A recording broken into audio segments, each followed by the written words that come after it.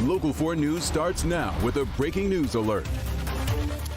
And we're following breaking news right now from Capitol Hill, where President Trump has named a new national security advisor.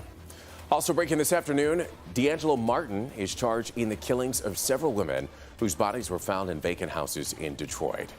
But first, we want to get to breaking news from Detroit's west side. Detroit police, they're investigating after a body was found on Melville right near Lee Street. Right now, homicide detectives, as you can see, are there on the scene.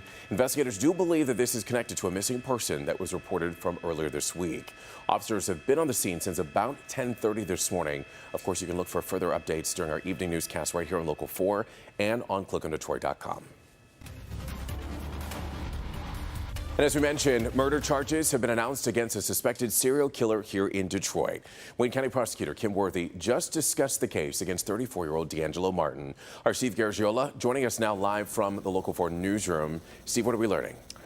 Well, Evrod, D'Angelo Martin will face 8 charges total, including first-degree premeditated murder in the deaths of 3 women. Now, Martin will stand trial, we already knew, in the stabbing and sexual assault of a 26-year-old woman. That attack happened in May, and that woman escaped. Martin is also charged in the kidnapping and assault of a 51-year-old woman in June.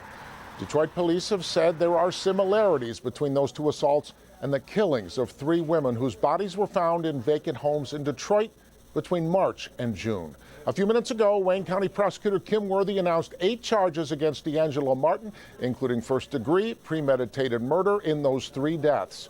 Worthy explained why charging took longer than some expected.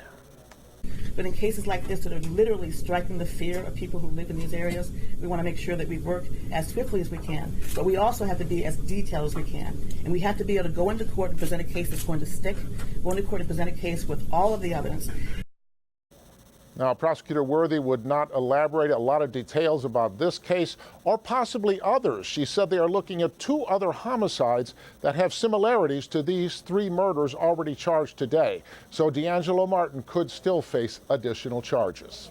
Evrod, back to you. All righty. Steve, thank you for the update there. Even more breaking news here at noon. President Trump has named a new national security advisor. In a tweet this morning, Trump announced Robert O'Brien will be taking over for John Bolton.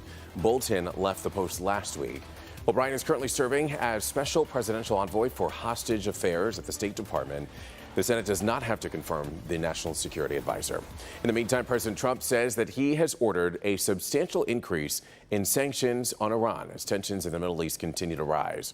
Saudi Arabia alleged today that Iranian cruise missiles and drones attacked the heart of the kingdom's oil industry, showing journalists the remains of the weapons while stopping short of directly accusing Iran of launching the assault. Now, it isn't immediately clear to who or which sectors the new sanctions would apply, but you might remember the U.S. has increased sanctions on the country after withdrawing last year from a multi-nation nuclear deal that constrained Iran's nuclear activity in return for an easing of economic sanctions. Almost 50,000 General Motors employees are spending their 3rd day on the picket lines. This morning, the UAW issued a statement on Twitter that reads in part, "We need GM to stand with us and invest in the health care we deserve. Working in the plant takes a toll on our bodies, so quality health care and affordable prescriptions are an investment in us." In the meantime, GM also posted on Twitter their tweet that reads in part, "Negotiations have continued, and our goal remains to reach an agreement that builds a stronger future for everyone." There are new details this afternoon on Detroit Police's decision to shut down a gentleman's club on the city's west side. The Penthouse Strip Club on West 8 Mile near Evergreen will be closed for at least a year. Investigators say that they found evidence of prostitution at the club as well as other illegal activities there. The club is now padlocked, and Chief James Craig says that this situation should serve as a warning for every adult business in the city. If you engage, we will engage. We're relentless, and we're not going to give up. We fight for our community. The community says we don't want it here, and we're not going to allow it. A judge also ruled that everything inside of the club must be sold. All right, let's switch gears a bit here and talk about the forecast. Hopefully there's no rain in sight. Let's turn things over to meteorologist Brandon Rue. Good morning. Hey. Afternoon. Good night. It's hard on our shift to remember exactly what time it is, but yeah, just afternoon, 12:05 right now.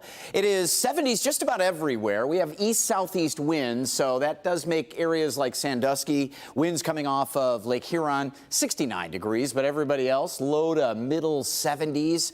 The winds aren't real strong, just keeping us on the drier side. Whenever we get these east, southeast, northeast winds usually drives clouds away that try to approach.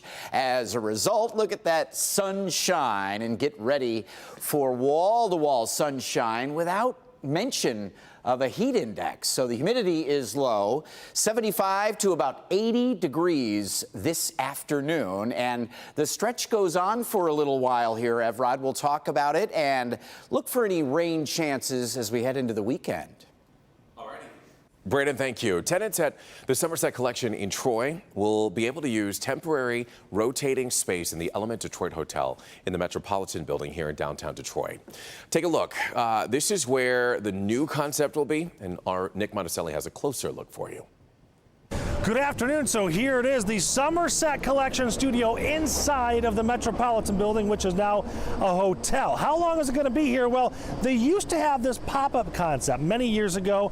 This one's now permanent, a 5-year lease with stores inside, 365 days a year, open every day of the week.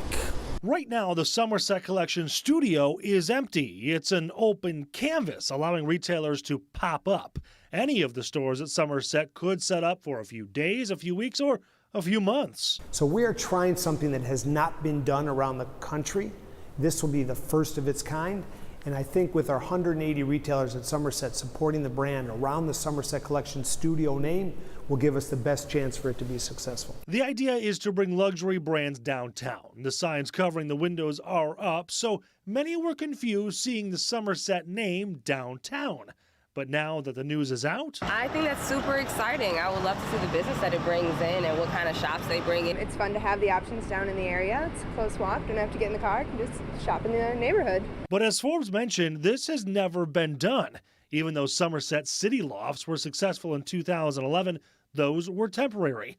Only time will tell if luxury brands can be sustained downtown. It is unproven yet to know whether or not full-time year-round luxury stores can be housed in the city of Detroit. This will give them an opportunity to build on the brick and mortar aspect of what Somerset is and kind of get a taste of what it is to have a retail presence in the city of Detroit. Shinola, all the nice stores down here are definitely trying to make it seem like more of an upscale place. So they're trying to make it seem that fit. We'll see if it works. All right, so when is this going to be open? When will the first store be ready? They're telling us by the holiday season. And by the way, it's not just a store. They're also going to have vending machines filled with merchandise and a locker system. So you can order something from the major mall in Troy. They will bring it down here, put it in a locker, and have it ready for you to pick up downtown. In downtown Detroit, Nick Monticelli, Local 4. Alrighty, pretty cool. Nick, thank you. Still to come, 2 budding scientists from Novi make a guest appearance on Jimmy Fallon. We'll tell you what they invented and have a look at if it worked.